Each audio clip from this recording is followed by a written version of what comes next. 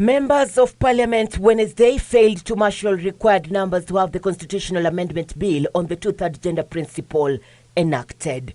Only 174 members turning up against the requisite 233 members needed to pass a bill, with only 20 women out of the 75 women lawmakers showing up for the debate.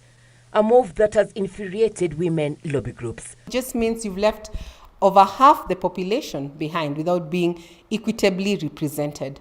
We have seen previously when they had bills that they wanted to be supported, they whipped and ensured that at least they had not more than 2/3 in that parliament in total.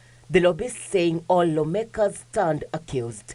We are very disappointed, and I think Kenyans deserve an explanation of where they were and why they did not come up to Parliament, because this is the 4th time that we have a quorum issue.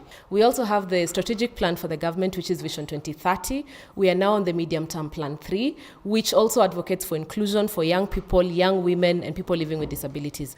They are now calling on the judiciary to exercise goodwill over the failed adoption of the gender bill and preserve the sanctity of Constitution. If Parliament is not willing to put this bill in place or have this law in place, then it's time to dissolve the Parliament. Meanwhile, the Independent Electoral and Boundaries Commission Chair Wafula Chebukati has received a Constitution Amendment Bill and 1.4 million signatures from the Third Way Alliance Party leader Ekuru Aukot. Through the Punguza Mizigo initiative, Aukot wants the Constitution amended to reduce the number of MPs from 416 to 194, and also scrap the position of woman representative, but increase the number of women in Parliament in order to achieve the 2/3 gender rule.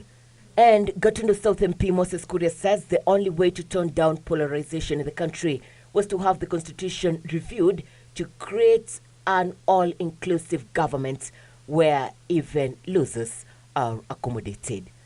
Na tuseme ya kwamba ati mtu akishindwa kuja serikali, ukishindwa ukae kwa upinzani, ndio hata serikali ipate mtu wa kuikondolea macho wakifanya mambo mbaya, lakini pale juu tupanue kidogo. Irene Mchuma Udim, Channel 1 News Hour.